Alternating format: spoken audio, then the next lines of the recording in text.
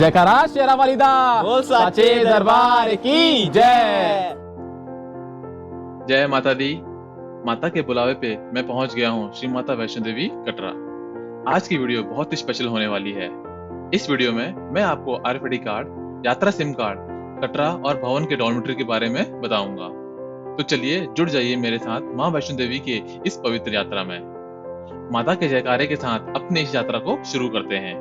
जयकारा शेरा वालिदा, बोल साचे दरबार की जय।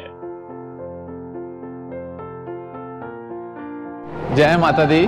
तो मैं पहुंच गया हूं श्री माता वैष्णो देवी कटरा। तो मेरी यात्रा चंडीगढ़ से रात के 10:30 बजे शुरू हुई थी और मैं सुबह 7:30 बजे पूरे पहुंच गया हूं माता वैष्णो देवी कटरा के रेलवे स्टेशन। तो यहां से सबसे पहले हम अपना RFID कार्ड लेंगे और उसके बाद अपनी यात्रा को शुरू करेंगे। यात्रा का RFID कार्ड लेने के लिए आपको अपना नाम और एरिया का पिन कोड बताना पड़ेगा। आप अपना RFID कार्ड कटरा के रेलवे स्टेशन या कटरा के बस स्टैंड से भी ले सकते हैं। आप ऑनलाइन रजिस्ट्रेशन करवा के भी यात्रा का RFID कार्ड ले सकते हैं।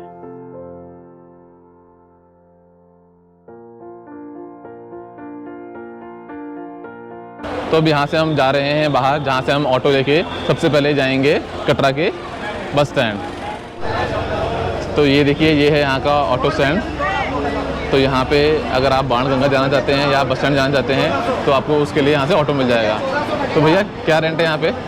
बस स्टैंड का सर 160 रुपये है, बाणगंगा 200 रुपये। ठीक है, जय माता दी भैया। कटरा रेलवे स्टेशन के बाहर निकलते ही आपको यात्रा सिम कार्ड मिल जाएगा। आपको यात्रा सिम कार्ड के लिए 200 से 300 रुपये देने पड़ेंगे।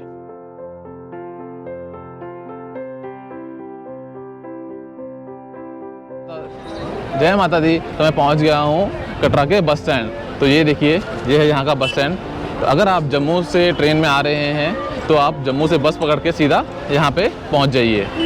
तो ये है यहाँ का बस स्टैंड और आप देख सकते हैं बस स्टैंड के बिल्कुल ही सामने है आपका निहारिका कॉम्प्लेक्स।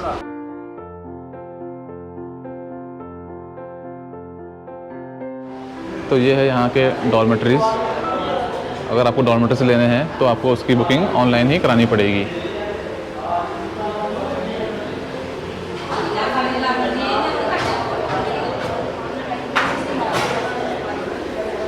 तो यहाँ पे आपको वॉशरूम भी मिल जाएगा। ये है कटरा का फेमस फुवारा चौक। अगर आपको निहारिका कॉम्प्लेक्स में रूम्स नहीं मिल रहे तो आप यहाँ पे रूम्स ले सकते हैं। यहाँ पे आपको रूम्स 500 से 800 या 1000 तक आराम से मिल जाएंगे। तो उस तरफ है आपका बस स्टैंड और राइट साइड में हम जाएंगे अपनी यात्रा के लिए आगे, जो कि आपको लेके जाएगी बाणगंगा की तरफ। तो चलिए यहाँ से आगे चलते हैं और अपनी यात्रा को शुरू करते हैं। जोर से बोलिए जय माता दी। जय माता दी। तो मैं पहुँच गया हूँ फ्रिस्किंग पॉइंट। तो ये है आपका सिक्योरिटी पोस्ट, जहाँ पे आपको अपनी सारी चेकिंग करानी पड़ेगी और उसके बाद ही आप आगे जा सकते हैं।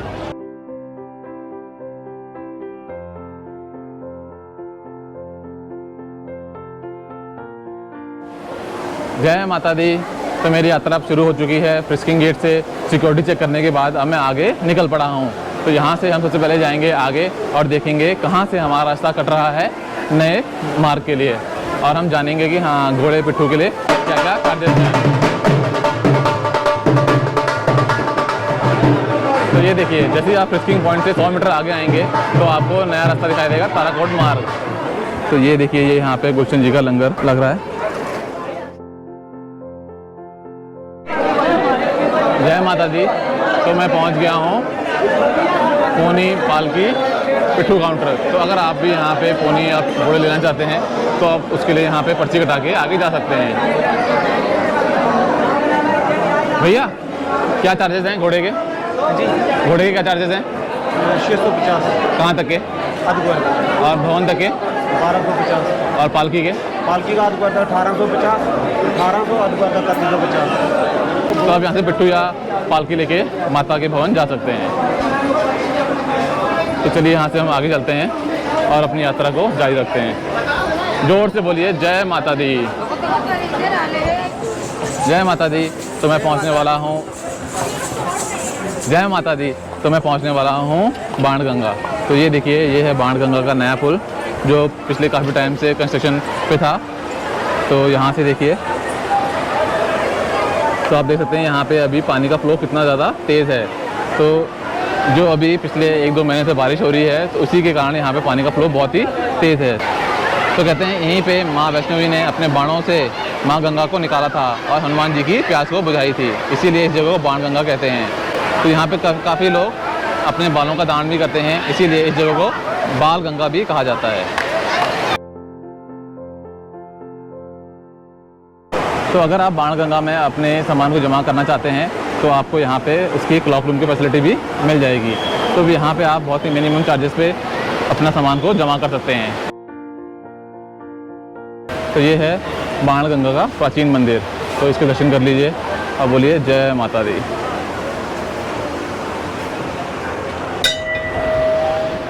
तो अगर आप सीढ़ियों से जाना चाहते हैं तो बाण गंगा के बिल्कुल ही पास में है पहली सीढ़ियाँ, जो कि 425 हैं और ये आपको सीधा चरण पादुका पहुंचा देंगी।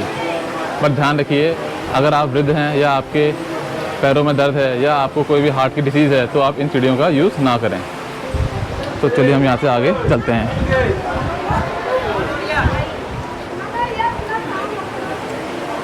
माता रानी की कृपा से बहुत ही शानदार धूप निकली हुई है। तो जब मैं पिछली बार आया था तब यहाँ बहुत ही बारिश हो रही थी और मुझे धूप के बहुत ही कम दर्शन हुए थे। तो आज देखिए स्टार्टिंग से ही बहुत ही शानदार धूप है। जय माता दी। तो 15-20 मिनट चलने के बाद मैं पहुँच गया हूँ गीता भवन के सामने बने हुए बाथिंग घाट पे। तो कई यात्री यात्रा के दौरान स्नान करके ही आगे जाना चाहते हैं। तो गीता मंदिर के पास बने हुए स्नान घाट सबसे साफ़ और सबसे क्लीन है, तो आप यहाँ पे आके स्नान कर सकते हैं। और स्नान करने के बाद यहाँ पे आपको चेंजिंग की फैसिलिटी भी दी गई है।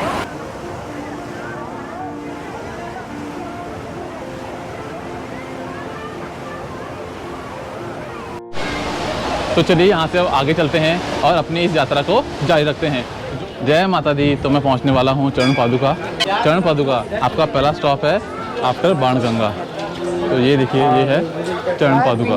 कहते हैं यहीं पे माता ने रुक के पीछे आते हुए भैरव को देखा था और माता के रुकने से उनके पद चिन्ह यहाँ पे पड़ गए थे, इसीलिए इस जगह को चरण पादुका कहा जाता है। जय माता दी। तो अगर आप चलते चलते थक गए हैं तो आप कहीं पे रुक के कुछ खाया पी भी सकते हैं। तो ये देखिए, यहाँ पे काफ़ी ज़्यादा स्टॉल्स लगे हुए हैं जहाँ पे आपको खीरे मिल जाएंगे, चने मिल जाएंगे और बंटा मिल जाएगा। अगर ज़्यादा थकान हो रही है तो आप इस तरीके से कुछ पी के अपनी एनर्जी को वापस ला सकते हैं। जय माता दी। तो ये देखिए, ये मैं पहुंच गया हूँ डाइवर्जन पे। यहाँ से अगर आप लेफ्ट को जाएंगे तो आपका जो नया मार्ग है हेमकोटी मार्ग, वो होगा जो आपको पड़ेगा 5.5 किलोमीटर, और यहीं से आपको मिलेगी बैटरी कार। अगर आपको बैटरी कार में जाना है तो आपको वो ऑनलाइन बुक करानी पड़ेगी। और यहाँ से राइट को अगर जाएंगे तो आपको पड़ेगा अर्धकुंवारी। अर्धकुंवारी से अगर आप भवन जाना चाहते हैं तो आपका पड़ेगा वाया हत्तीमत्था मार्ग, जिसका किलोमीटर है 6.5 किलोमीटर। तो चलिए पहले अर्धकुंवारी जी के दर्शन करते हैं, उसके बाद फिर भवन की तरफ जाएंगे। जय माता दी। तो अगर आप अर्धकुंवारी में आके गर्भजून के दर्शन करना चाहते हैं तो आप सामने से पहले अपने ग्रुप का टिकट नंबर ले लीजिए, और टिकट नंबर लेने के बाद आपको वेट करना पड़ेगा। आजकल यात्रा की वेटिंग कम से कम 12 से 36 घंटे चल रही है। तो 12 से 36 घंटे आपके टिकट लेने के बाद ही आपका नंबर आएगा। तो ये देखिए, यहाँ पे मैकडोनल्ड्स भी खुल गया है और यहाँ पे बीकानेर वाला भी खुला है। अर्धकुंवारी से माता के भवन जाने के 2 रास्ते हैं। एक रास्ता है आपका वाया हेमकोटी और दूसरा रास्ता है आपका सांझी छत। हेमकोटी श्राइन बोर्ड द्वारा बनाया गया नया रास्ता है जो कि बहुत ही आसान है। आप अगर पहली बार आ रहे हैं तो आप प्लीज़ वहीं से जाना प्रेफर करिए। और जो सांझी छत है, ये है आपका पुराना रास्ता जो कि थोड़ा सा मुश्किल भी है। तो आप सामने देख सकते हैं, ये है आपका अर्धकुंवारी। कहते हैं माँ भगवती बाण गंगा और चरण पादुका से होते हुए अर्धकुंवारी आए और यहाँ पे उन्होंने एक छोटी सी गुफा में 9 महीने तपस्या की। और तपस्या करने के बाद जब भैरवनाथ यहाँ पे आ गए तो उन्होंने उसी गुफा का एक एग्जिट द्वार निकाला और ऊपर भवन की तरफ चले गए। जय माता दी। तो मैं अब पहुँचने वाला हूँ डाइवर्जन पे। जो डाइवर्जन हमने नीचे देखा था, अब ये देखिए, यही वो डाइवर्जन है जो यहाँ पे आके मिल गया है। तो यहाँ से आप आगे जाएंगे माता के भवन के लिए। जय माता दी। तो अर्थ कुआरी से जब आप भवन की तरफ जाएंगे तो आपको जो रास्ता है, सारे रास्ते में आपको A1 क्वालिटी के स्पीकर मिलेंगे जो कि श्राइन बोर्ड द्वारा लगाए गए हैं, और इन स्पीकर में हमेशा भजन या आरती चलती रहती है। जय माता दी। तो मैं पहुंच गया हूं साकेत। तो साकेत से माँ वैष्णो देवी का भवन सिर्फ 1 किलोमीटर दूर है। तो ये देखिए, यहाँ से आप माता के भवन के पहली बार दर्शन कर सकते हैं। तो आप भी दर्शन कर लीजिए माता के भवन के पहली बार, और ज़ोर से बोलिए जय माता दी। जयकारा शेरा वाली दा बोल साचे दरबार की जय। जैसे जैसे माता का भवन नज़दीक आता जा रहा है, शरीर में एक नई ऊर्जा भरती जा रही है। जो थकान थी वो भी बहुत ही अब कम हो गई है। तो बस कुछ मिनट और फिर हम पहुंच जाएंगे माता के भवन। तो बस चलते रहिए और जय माता दी बोलते रहिए। जय माता दी।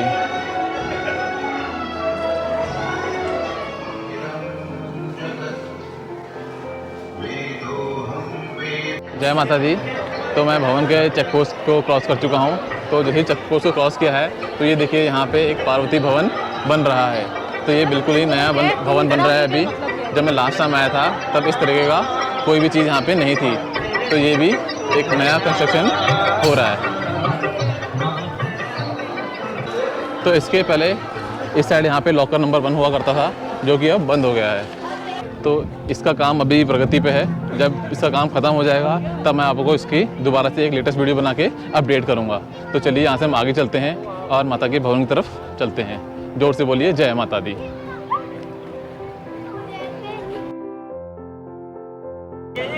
तो मेरे लेफ़्ट साइड में आप देख सकते हैं, यहाँ पे लाइन लगी हुई है। तो ये लाइन लगी हुई है रोपवे की, जो कि आपको लेके जाएगी भैरव घाटी तक।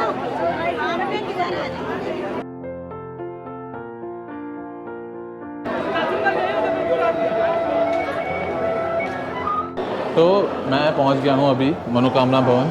तो आइए आपको मैं मनोकामना भवन के अंदर का एक व्यू दिखाता हूं और आपको दिखाता हूं कि यहाँ के डॉर्मेटरीज कैसे होते हैं। तो ये देखिए, यहाँ पे जो डॉर्मेटरीज हैं वो डबल साइडेड हैं, अप एंड डाउन।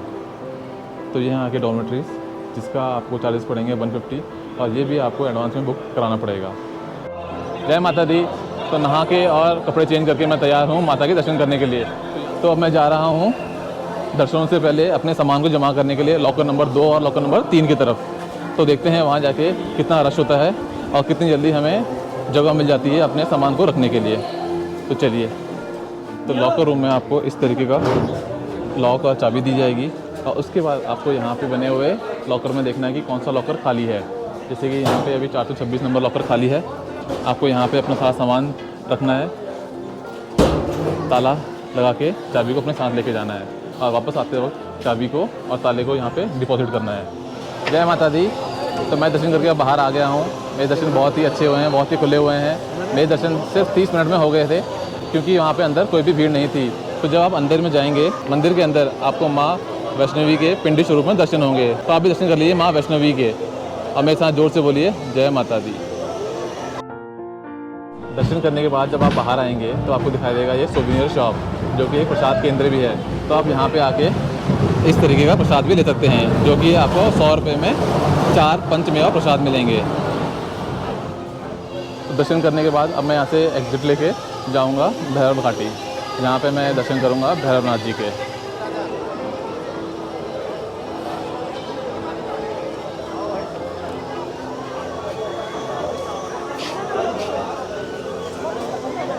माता दी। तो मैंने रोपवे की टिकट ले ली है। तो अब मैं लग गया हूँ लाइन में। तो ये देखिए, ये है लाइन और ये है मेरी टिकट, जो कि 100 रुपये है आना जाना। तो आज तारीख है 2 सितंबर।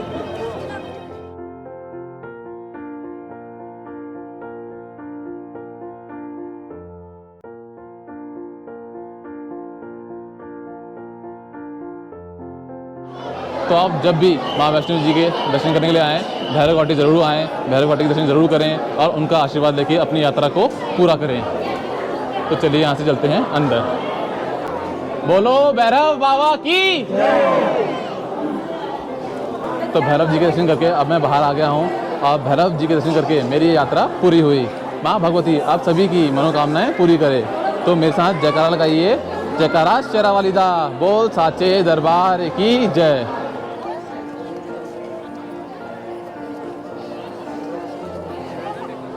जय माता दी।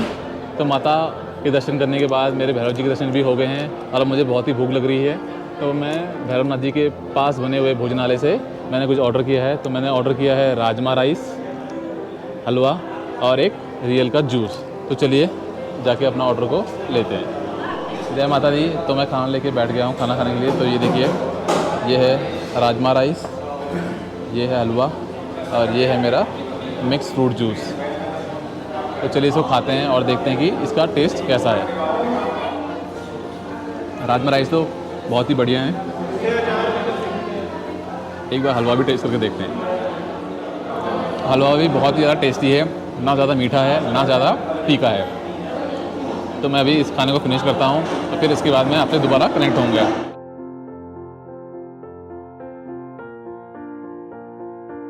जोर से बोलो जय माता दी, जय माता दी, जय माता दी। सारे बोलो जय माता दी, जय माता दी, जय माता दी। जयकारा शेरा वालिदा बोल साचे दरबार की जय। जय माता दी। तो मैं पहुंच गया हूं फ्रिस्किंग पॉइंट के सामने। तो ये देखिए, ये है आपका फ्रिस्किंग पॉइंट। तो मेरी यात्रा यहाँ पे अब ख़त्म होती है। तो मुझे उम्मीद है कि आपको मेरे साथ माँ वैष्णो देवी और भैरवनाथ जी के दर्शन करके बहुत ही मज़ा आया होगा। अगर आपको ये वीडियो अच्छी लगी तो प्लीज़ वीडियो को लाइक, चैनल को सब्सक्राइब और कमेंट में जय माता दी लिखना ना भूलिए। तो आपसे मिलेंगे अब एक नई वीडियो में। तब तक जय हिंद, जय माता दी।